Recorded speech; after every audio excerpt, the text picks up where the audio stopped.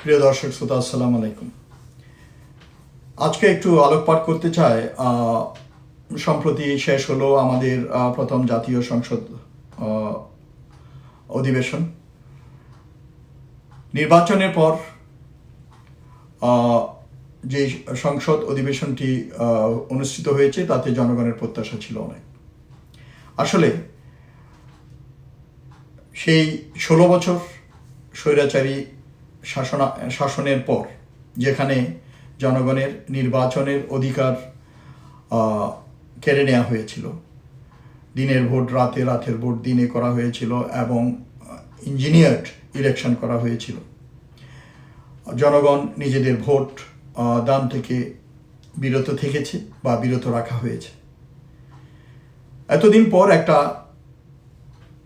যা হোক, যদিও অনেক বিতর্ক রয়েছে, সেগুলোর ভিতরে আমি যাব না, একটা নির্বাচন অনুষ্ঠিত হয়েছে, জনগণ উৎসাহ নিয়ে ভোট দিয়েছে এবং 2/3 সংখ্যাগরিষ্ঠতা পেয়ে বাংলাদেশ জাতীয়তাবাদী দল সরকার গঠন করেছে।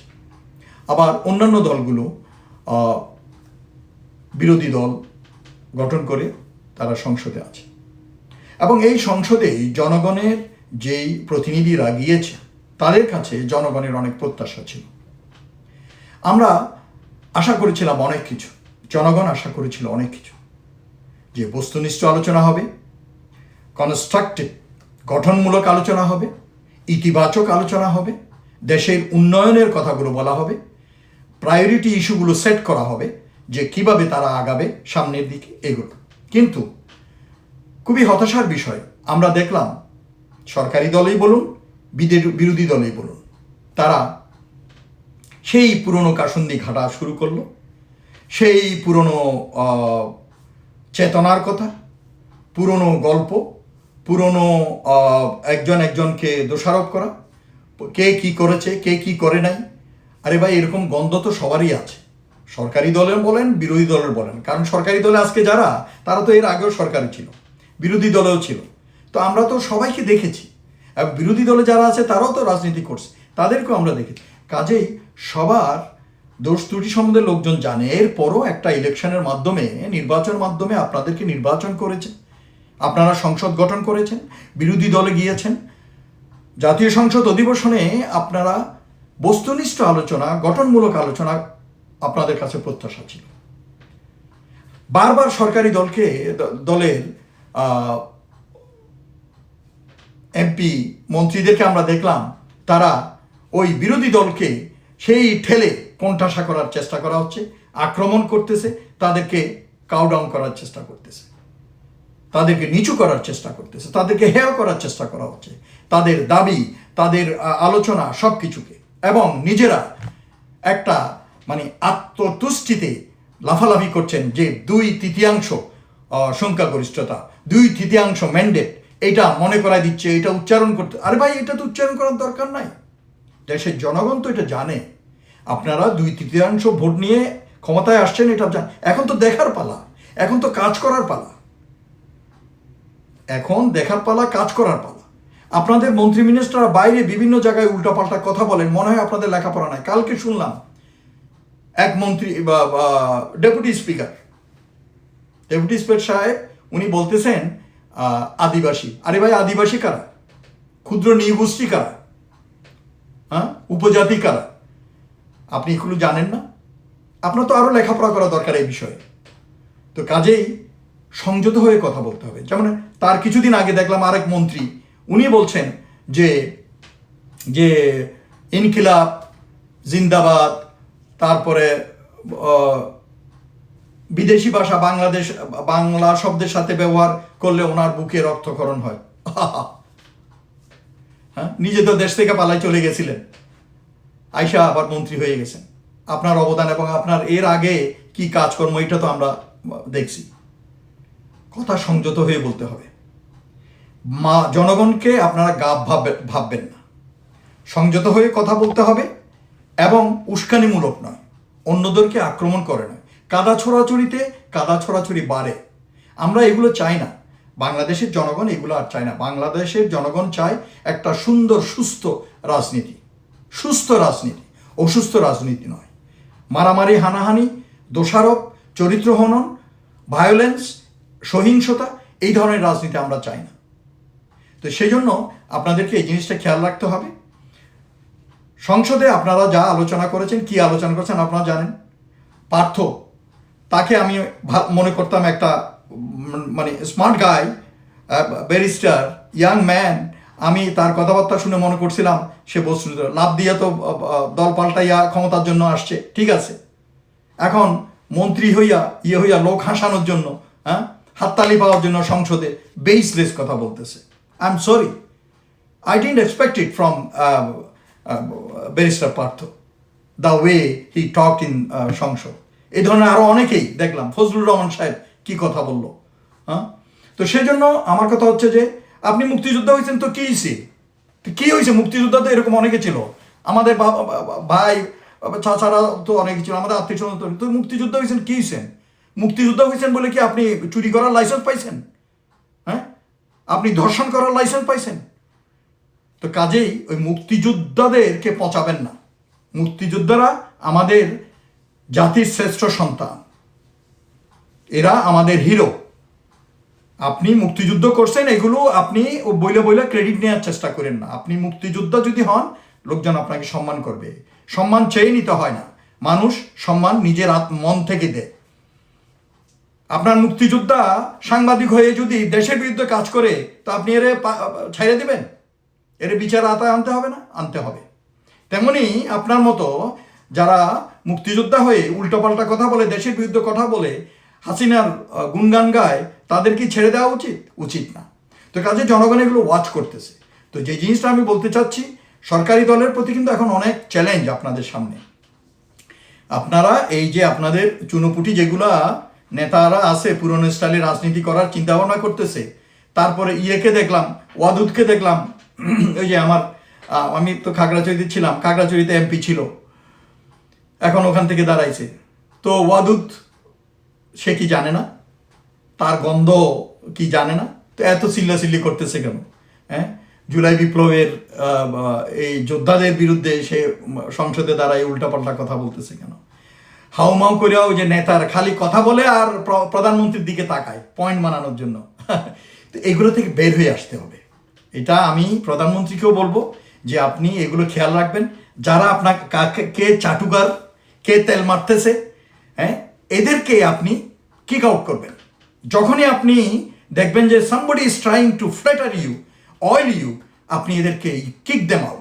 তাহলেই আপনার এই মন্ত্রিসভা বলেন, আপনার যে কার্যকরী টিম, এটা ইফেক্টিভ থাকবে।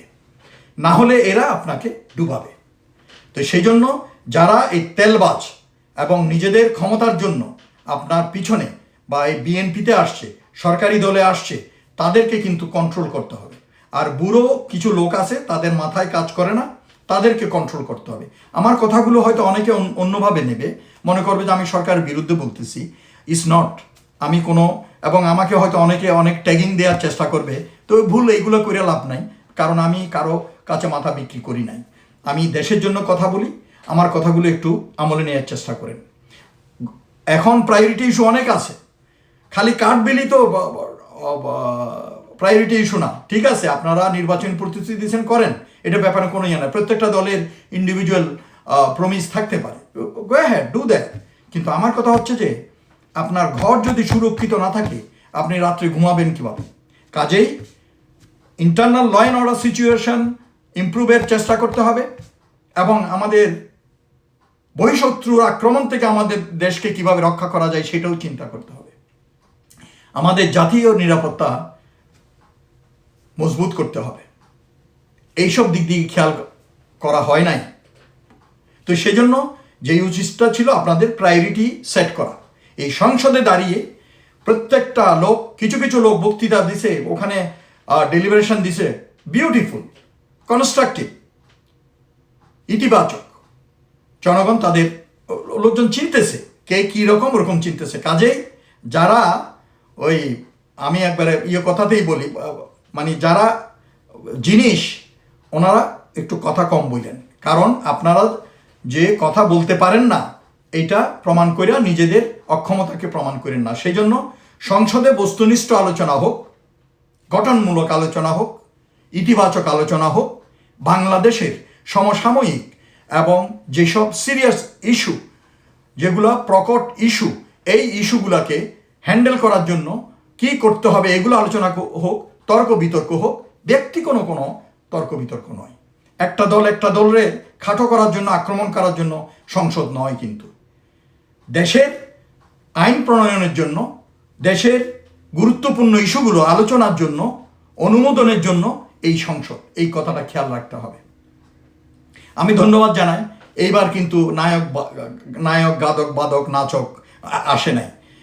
এটা আমি এর আগে বলছি এবং প্রধানমন্ত্রীও মনে হয় এটা খেয়াল রাখছেন। সো দ্যাট ইজ গুড, কারণ এই সংসদটা হচ্ছে একটা পবিত্র জায়গা।